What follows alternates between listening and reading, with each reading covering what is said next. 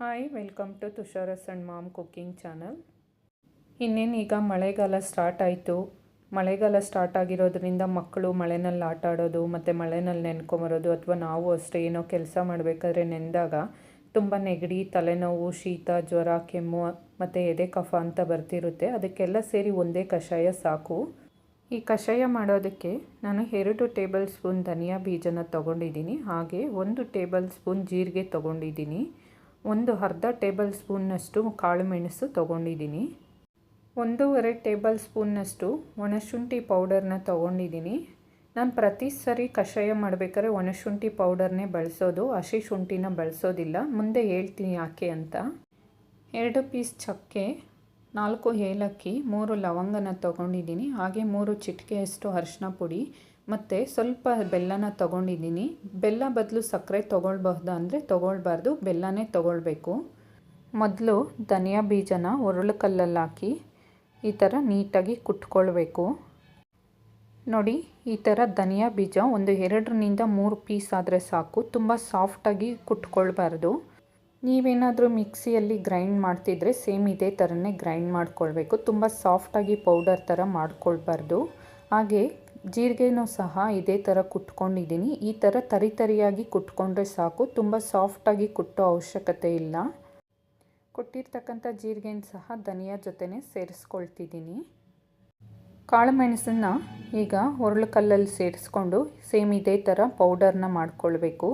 ತುಂಬ fine powder ಥರನೂ ಮಾಡ್ಕೊಬಾರ್ದು, ತುಂಬ ತರಿಯಾಗೂ ಇರಬಾರ್ದು. ಜಸ್ಟ್ ಪೌಡರ್ ಮಾಡಿಕೊಂಡ್ರೆ ಸಾಕು.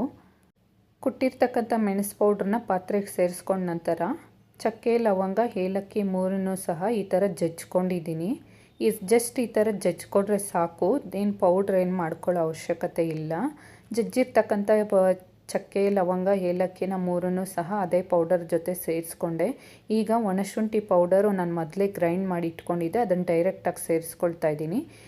ನಾನು ಇಬ್ಬರಿಗೆ ಆಗುವಷ್ಟು ಕಷಾಯನ ಪ್ರಿಪೇರ್ ಮಾಡ್ತಿದ್ದೀನಿ. ಅಂದರೆ ಟೀ ಗ್ಲಾಸಲ್ಲಿ 2 ಟೀ ಗ್ಲಾಸ್ನ ಪ್ರಿಪೇರ್ ಮಾಡ್ತಿರೋದ್ರಿಂದ ಈ ಗ್ಲಾಸಲ್ಲಿ 2.5 ಗ್ಲಾಸ್ ನೀರನ್ನು ಸೇರಿಸ್ಕೊಳ್ತಾ ಇದ್ದೀನಿ.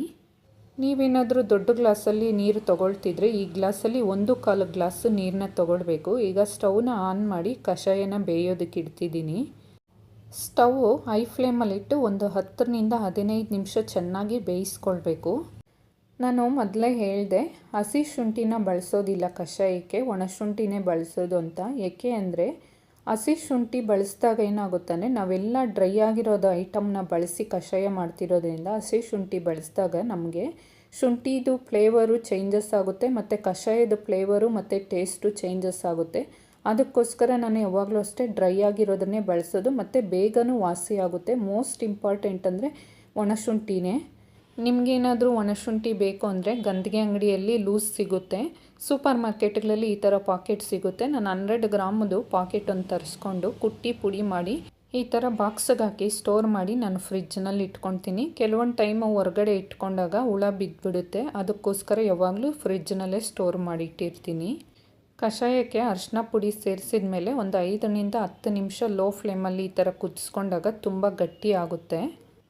ಮತ್ತು ಲಾಸ್ಟಲ್ಲಿ ಬೆಲ್ಲನ ಸೇರಿಸಿದ ನಂತರ ಒಂದು 2-3 ನಿಮಿಷ ಲೋ ಫ್ಲೇಮಲ್ಲಿ ಕುದಿಸ್ಕೊಂಡ್ರೆ ಸಾಕು, ಕಷಾಯ ರೆಡಿ ಆಗುತ್ತೆ. ಯಾವಾಗಲೂ ಅಷ್ಟೇ ದೊಡ್ಡ ಗ್ಲಾಸಲ್ಲಿ 1 ಗ್ಲಾಸ್ ನೀರನ್ನ ಇಟ್ಟಾಗ ನಮಗೆ 1 ಟೀ ಗ್ಲಾಸ್ನಷ್ಟು ನಮಗೆ ಕಷಾಯ ರೆಡಿ ಆಗಬೇಕು. ಆವಾಗಲೇ ಕರೆಕ್ಟಾಗಿ ಕಷಾಯ ಪ್ರಿಪೇರ್ ಆಗಿದೆ ಅಂತ ಅರ್ಥ. ಈಗ ಸ್ಟವ್ನ ಆಫ್ ಮಾಡ್ಕೊಂಡಿದ್ದೀನಿ. ನಾವು ಪ್ರಿಪೇರ್ ಮಾಡಿರ್ತಕ್ಕಂಥ ಕಷಾಯ ರೆಡಿ ಆಗಿದೆ. ಈಗ ಗ್ಲಾಸ್ಗೆ ಸರ್ವ್ ಮಾಡ್ತಿದ್ದೀನಿ. ಕಷಾಯ ಪ್ರಿಪೇರ್ ಮಾಡಿರ್ತಕ್ಕಂಥ ವಿಡಿಯೋ ನೋಡಿದರೆ ನಿಮ್ಗೆ ಇಷ್ಟ ಆಗಿದ್ರೆ ಪ್ಲೀಸ್ ಲೈಕ್ ಮಾಡಿ, ಶೇರ್ ಮಾಡಿ, ಕಮೆಂಟ್ ಮಾಡಿ, ಹಾಗೆ ಸಬ್ಸ್ಕ್ರೈಬ್ ಮಾಡೋದನ್ನು ಮರಿಬೇಡಿ. ನೆಕ್ಸ್ಟ್ ವಿಡಿಯೋ ಜೊತೆ ಸಿಗ್ತೀನಿ. Love you all. Bye friends.